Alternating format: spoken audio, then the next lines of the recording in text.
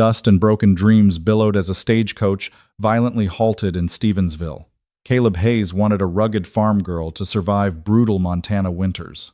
Instead, a delicate woman dripping in velvet stepped onto muddy wooden boards. His jaw tightened. That can't be my bride. He was right. She fled murder.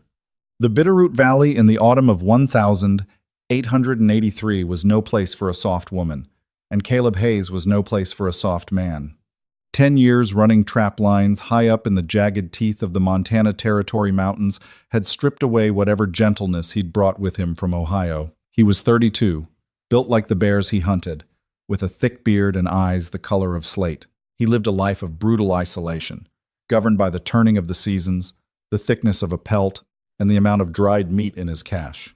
But the winters were getting longer, and the silence in his cabin had grown so loud it was starting to make his ears ring. So, in a moment of rare vulnerability the previous spring, Caleb had placed an advertisement in the matrimonial news. He had been explicitly clear in his requirements. Seeking a woman of sturdy constitution, must know how to shoot, preserve meat, and survive at high altitude. No romantics, no delicate flowers.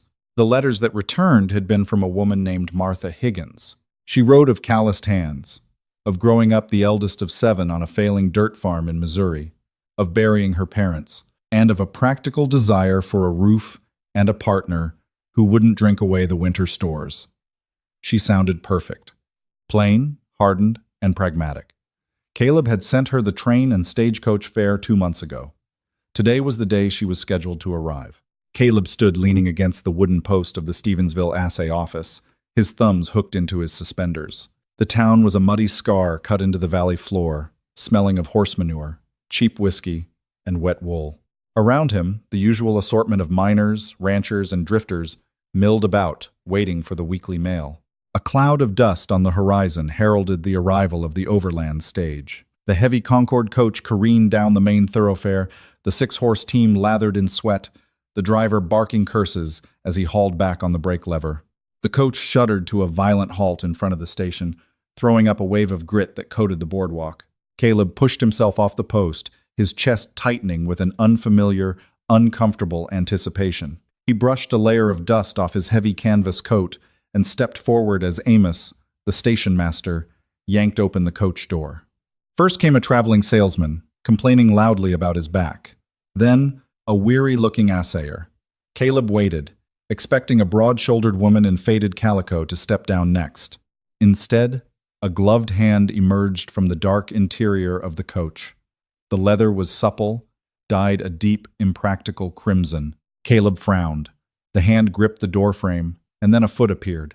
It was clad in a delicate, polished leather boot, with a heel entirely unsuited for the rutted streets of Stevensville. When the woman finally stepped out into the harsh Montana sunlight, the entire street seemed to go quiet.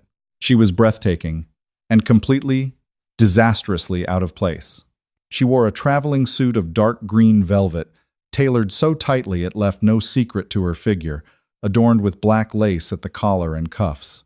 A stylish hat with a sweeping pheasant feather sat pinned to a mass of dark auburn hair that had partially escaped its bindings during the rough journey. Her skin was porcelain pale, untouched by the sun, and her cheekbones were sharp enough to cut glass. Caleb stared at her. His mind raced, trying to reconcile the woman in front of him with the letters in his pocket. Must know how to preserve meat. This woman looked like she had never seen a butchered animal in her life, let alone salted one. That can't be my bride, Caleb muttered under his breath, his voice a low rumble of disbelief. The woman stood on the boardwalk, her emerald eyes scanning the dirty street with a mixture of terror and fierce determination. She clutched a small, heavily embroidered reticule to her chest. As her gaze swept over the waiting crowd, it collided with Caleb's. He was easily the largest man there, standing a head taller than the rest, clad in buckskin and canvas, a Winchester rifle resting casually in the crook of his arm. She swallowed hard, took a steadying breath that pushed against the velvet of her bodice, and walked directly toward him. "Are you Mr. Caleb Hayes?" she asked. Her voice was pure Boston Brahmin, crisp, refined, and completely lacking the Missouri twang he had been expecting. "I am," Caleb said, his voice grating like two stones rubbing together. "And unless you're lost, ma'am, you're standing in the wrong town." "I am not lost,"